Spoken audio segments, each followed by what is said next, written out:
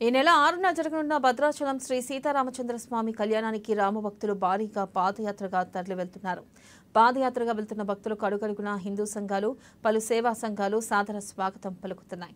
ఈ క్రమంలో శ్రీరామ ఆధ్యాత్మిక మండలి ఆధ్వర్యంలో ఏపీలోని వివిధ ప్రాంతాలకు చెందిన సుమారు 10,000 మంది రామభక్తులు ఏలూరు జిల్లా జంగారెడ్డిగూడెంలోని మద్ది ఆంజనేయ స్వామి ఆలయం వద్ద ప్రత్యేక పూజలు నిర్వహించి భద్రాచలం వరకు 120 కిలోమీటర్ల పాదయాత్ర చేపట్టారు. పాదయాత్ర బృందాలు నిన్న రాత్రి భద్రాద్రి కొత్తగూడెం జిల్లా అస్పారావుపేట మండలానికి చేరుకున్నారు.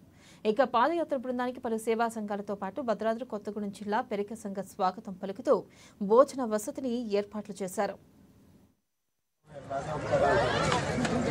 మా ఉల్లిపాడు నుంచి మేము బయలుదేరుతాం. వచ్చి తలంబ్రాలు కూడా మా ఊళ్ళోనే వెళ్తాం. జంగారెడ్డిగూడెంలో పూజ చేయించి అది మళ్ళీ మేము రామయ్య పూజ చేయించి అవి మూటలు కట్టుకుని తీసుకొస్తాం.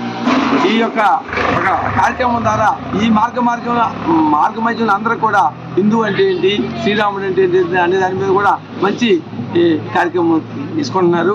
వీరు ఎంతో కష్టపడి కృషి చేసి భక్తులను సమీకరించడం వల్లనే వాళ్ళకి అన్నదానం చేసేటువంటి మహాభాగ్యం మాకు దక్కింది.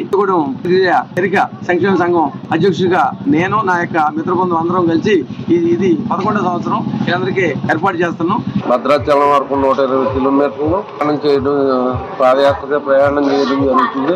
జరిగిన తర్వాత అక్కడ తలంబ్రాల బియ్యం సమర్పించడం ఆనవాయితీగా వస్తుంది. గత 24 సంవత్సరాలు 23 సంవత్సరాలు గాను ఇది 24 సంవత్సరం కాబట్టి మేము అలాగే అదేవిధంగా మాకు దారిలో ఎంతమంది పెరిగినప్పటికీ కూడా వస్తుంది. గత 24 సంవత్సరాలు 23 సంవత్సరాలు గాను ఇది 24 సంవత్సరం కాబట్టి మేము అలాగే అదేవిధంగా మాకు దారిలో ఎంతమంది భక్తులు పెరిగినప్పటికీ కూడా మమ్మల్ని ఆదరించి మాకు ఆతిథ్యం ఇచ్చి మమ్మల్ని సాగనంపడం మాకు చాలా